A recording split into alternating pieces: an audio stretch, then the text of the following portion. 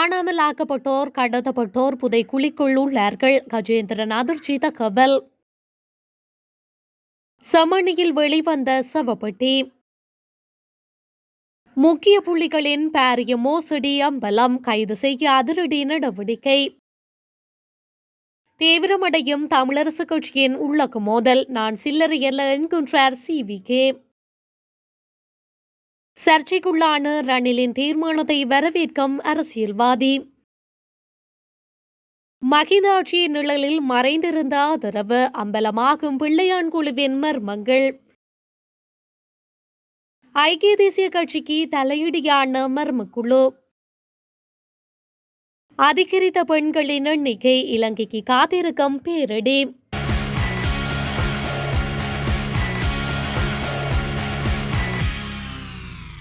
ஸ்ரீலங்கா ராணுவத்தினரால் கைது செய்யப்பட்டும் கடத்தப்பட்டும் காணாமலாக்கப்பட்டவர்களே செம்மணியில் கொன்று புதைக்கப்பட்டுள்ளனர் என தமிழ் தேசிய மக்கள் முன்னணியின் பொதுச் செயலாளர் செல்வராஜா கஜேந்திரன் தெரிவித்துள்ளார். செம்மணியில் இன்றைய தினம் இடம்பெற்ற போராட்டத்தின் பின்னர் ஊடகங்களுக்கு கருத்து தெரிவிக்கையில் அவர் இதனை குறிப்பிட்டுள்ளார். அவர் தொடர்ந்தும் கருத்துரைக்கையில் ஸ்ரீலங்கா அரசாங்கமானது தொடர்ச்சியாக கட்டமைக்கப்பட்ட இன அழிப்புகளை மேற்கொண்டு வந்து 2009 அதன் உச்சகட்ட செயற்பாடாக சுமார் 1,46,000க்கும் மேற்பட்ட தமிழ் மக்கள் ஸ்ரீலங்கா ஆயுத படையினராலேயே மிக கொடூரமாக கொன்றொழிக்கப்பட்டுள்ளார்கள்.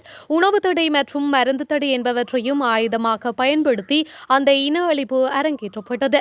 கிட்டத்தட்ட 1980ஆம் ஆண்டுகளின் பிற்பாடு பயங்கரவாத தடை சட்டத்தின் கீழ் பல இளைஞர்களும் யுவதிகளும் ஸ்ரீலங்கா இராணுவத்தினராலும் அவர்களுடன் இணைந்து இயங்கிய துணை இராணுவ குழுக்களினாலும் கைது செய்யப்பட்டும் கடத்தப்பட்டும் காணாமலாக்கப்பட்டிருக்கின்றார்கள். குறிப்பாக 1995ஆம் ஆண்டு அக்டோபர் மாதத்திற்கு பிற்பாடு சந்திரிக்க அரசாங்கத்தினால் சூரிய கதிர் இராணுவ நடவடிக்கையின் மூலம் யாழ்ப்பாணம் ஆக்கிரமிப்புக்கு உட்படுத்தப்பட்ட பின்னர் 96ஆம் ஆண்டுக்கு பின்னர் ஆயிரக்கணக்கான இளைஞர்கள் யுவதிகளும் காணாமலாக்கப்பட்டிருக்கின்றனர்.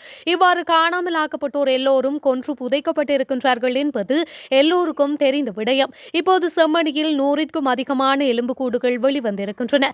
இந்த புதைக்குழியில் புதைக்கப்பட்டவர்கள் ஸ்ரீலங்கா இராணுவத்தினரால் கைது செய்யப்பட்டும் கடத்தப்பட்டும் சித்திரவதைக்குள்ளாக்கப்பட்டும் பாலியல் வன்கொடுமைகளுக்கு உட்படுத்தப்பட்டு கொன்று புதைக்கப்பட்டவர்கள் என்பதில் எவ்வித ஐயமும் இல்லை என்று அவர் மேலும் தெரிவித்துள்ளார்.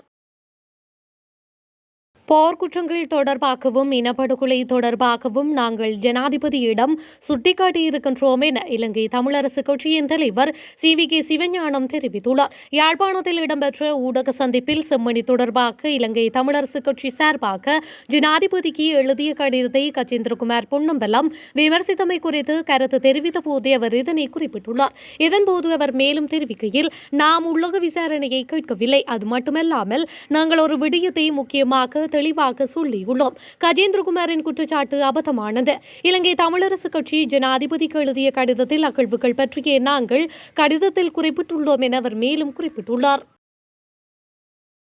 கிழக்கில் இயங்கிய பிள்ளையான் குழு மீது படுகொலைகள், ஆட்கடத்தல்கள் மற்றும் ஈஸ்டர் குண்டு தாக்குதல்களுடன் தொடர்புடைய சதி நடவடிக்கைகள் உள்ளிட்ட பல குற்றச்சாட்டுகள் எழுந்துள்ளன. 2025 மட்டக்களப்பில் பிள்ளையானின் அலுவலகத்தில் இருந்து 2 நவீன இயந்திர துப்பாக்கிகள் கைப்பற்றப்பட்டதாகவும் இவை முன்னைய அரசாங்கத்தால் வழங்கப்பட்டிருக்கலாம் எனவும் பல கோணங்களில் விசாரணைகள் இடம்பெற்று வருகின்றன. பிள்ளையான் ஆயுத குழு இலங்கையின் உள்நாட்டு போரின் சிக்கலான அரசியல் மற்றும் ஆயுத மோதல்களின் ஒரு பகுதியாக இருந்துள்ளது. ஸ்ரீலங்கா அரசின் ஆதரவுடன் தமிழீழ விடுதலை புலிகள் அமைப்புக்கு எதிராக செயல்பட்ட இந்த குழு பல குற்றச்சாட்டுகளால் சர்ச்சைக்கு உள்ளானது. இதன் தலைவரான பிள்ளையானின் அரசியல் மற்றும் ஆயுத நடவடிக்கைகள் இலங்கையின் அரசியல் களத்தில் தொடர்ந்து விவாத பொருளாக உள்ளன. இந்த பிள்ளையான் குழுக்களின் நகர்வுகள் சாதாரணமானது அல்ல என்றும் அவை அப்போதைய அரசாங்கத்தின் ஆதரவுடனேயே இயங்கியுள்ளது எனவும் பல குற்றச்சாட்டுகள் காணப்படுகின்றன. மனித புதைக்குழி அடையாளம் காணப்பட்ட செம்மணி சிந்துபதி இந்து மயானத்திலிருந்து பிரேதப்பட்டியில் அடக்கம் செய்யப்பட்ட சடலம் ஒன்று அடையாளம் காணப்பட்டுள்ளது. அத்துடன் மனித புதைக்குழியில் இருந்து குழந்தைகளுக்கு பாலூட்டும் போத்தல் அடையாளம் காணப்பட்ட பகுதியில் இருந்தே குழந்தையின் எண்பு தொகுதி ஒன்றும் அகழ்ந்து எடுக்கப்பட்டுள்ளது. செம்மணி சித்துப்பாத்தியின் 2ஆம் கட்ட 20ஆம் நாள் அகழ்வில் 2 எண்பு தொகுதிகள் அடையாளம் காணப்பட்டுள்ளன. இதுவரை மொத்தமாக 90 எண்பு தொகுதிகள் அடையாளம் காணப்பட்டுள்ளது. அதன்படி 81 எண்பு தொகுதிகள் முழுமையாக அகழ்ந்தெடுக்கப்பட்டுள்ளது. நேற்று 2ஆம் கட்ட அகழ்வு பணிகளின் 20ஆம் நாள் அகழ்வு பணிகளில் இடம்பெற்ற நிலையில் தடயவியல் அகழ்வாய்வு தளம் 2 பிரேதப்பட்டியில் அடக்கம் செய்யப்பட்ட சடலம் ஒன்று அடையாளம் காணப்பட்டது. அந்த சடலம் நீதிமன்றத்தின் உத்தரவுக்கு அமைய உடற்கூற்று பரிசோதனை செய்யப்பட்டது என்பதை சட்ட வைத்திய அதிகாரி பிரணவன் சில்லையா நீதிமன்றத்தின் கவனத்துக்கு கொண்டு சென்றதன் அடிப்படையில் நீதிமன்றத்தின் உத்தரவுக்கு அமைய அது மீளவும் மண் போட்டு பாதுகாப்பாக மூடப்பட்டுள்ளது. தடயவியல் அகழ்வாய்வு தளம் 2 தொடர்ந்து அகழ்வு பணிகள் இடம்பெற்று வருகின்றமையும் குறிப்பிடத்தக்கது. முன்னாள் ஜனாதிபதி ரணில் விக்ரமசிங்கவினால் பிறப்பிக்கப்பட்ட அவசர கால சட்டம் சரியான தீர்மானமாகும். அரசியல்வாதி என்ற வகையில் நான் அதை ஏற்றுக்கொள்கின்றேன் என முன்னாள் கல்வி அமைச்சர் சுசில் பிரேமஜயந்த தெரிவித்துள்ளார். தொலைக்காட்சி நிகழ்ச்சி ஒன்றில் கலந்து கொண்டு கருத்து தெரிவிக்கும் போது இவர் மேற்கண்டவாறு குறிப்பிட்டுள்ளார். அன்றைய காலகட்டத்தில் நாடு ஸ்தம்பமடைந்திருந்தது. நாடாளுமன்றத்தை கைப்பற்றும் நோக்கில் போராட்டக்காரர்கள் சுற்றி வளைத்திருந்தனர். ஜனாதிபதி அலுவலகம், பிரதமர் அலுவலகம் மற்றும் விநியோகம் முழுவதும் தடைப்பட்டிருந்தது. இந்த சந்தர்ப்பத்தில் மக்களின் அத்தியாவசிய தேவைகளை நிறைவேற்றுவதற்காக பதில் ஜனாதிபதியாக ரணில் விக்ரமசிங்கவினால் பிரகடனப்படுத்தப்பட்ட அவசர கால சட்டம் சரியானதாகும் என குறிப்பிட்டுள்ளார். கடந்த 2022ஆம் ஆண்டு ஜூலை மாதம் 17ஆம் தேதி காலி முகத்திடல் போராட்டக்காரர்களை கட்டுப்படுத்துவதற்காக அப்போதைய பதில் ஜனாதிபதி ரணில் விக்ரமசிங்கவினால் பொதுமக்கள் பாதுகாப்பு சட்டத்தின் கீழ் நாடளாவிய ரீதியில் பிரகடனப்படுத்தப்பட்ட அவசர கால சட்ட விதிமுறைகளினால் அடிப்படை மனித உரிமைகள் மீறப்பட்டுள்ளதாக உயர் நீதிமன்றம் கடந்த புதன்கிழமை தீர்ப்பளித்திருந்தது. இதற்கமைய பதில் ஜனாதிபதி ரணில் விக்ரமசிங்க பொதுமக்கள் பாதுகாப்பு சட்டத்தின் 2வது விதிமுறையின் கீழ் பிரகடனப்படுத்திய அவசர கால சட்ட விதிமுறைகள் தன்னிச்சையானதும் அதிகாரமற்றதுமான செயற்பாடென 3 நீதிபதிகளை கொண்ட உயர் நீதிமன்ற அமர்வு தீர்ப்பளித்திருந்தமையும் குறிப்பிடத்தக்கது. கடந்த சில மாதங்களாக ஐக்கிய தேசிய கட்சி என்ற பெயரில் சமூக ஊடகங்களில் பரவி வரும் போலி கடிதங்களுக்கு எதிராக சட்ட நடவடிக்கை எடுக்க ஐக்கிய தேசிய கட்சி முடிவு செய்துள்ளது.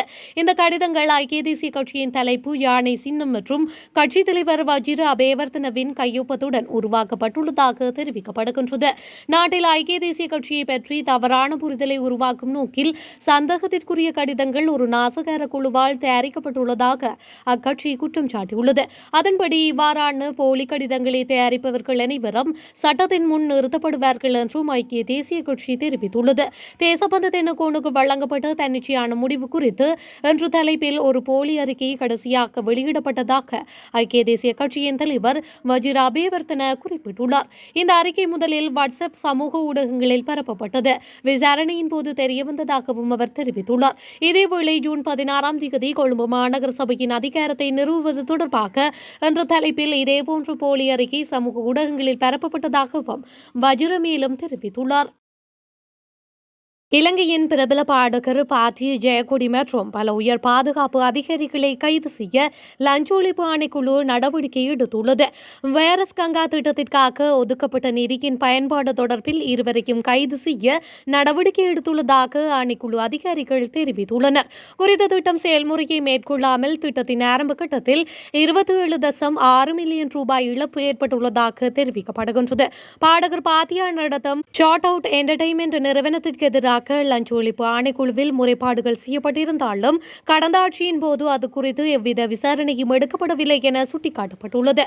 குறித்த முறைப்பாடுகளை கண்டுகொள்ளாத பாதுகாப்பு அதிகாரிகள் மீதும் நடவடிக்கை எடுக்க லஞ்ச ஒழிப்பு ஆணைக்குழு தயாராகி வருவதாக தெரிவிக்கப்படுகின்றது.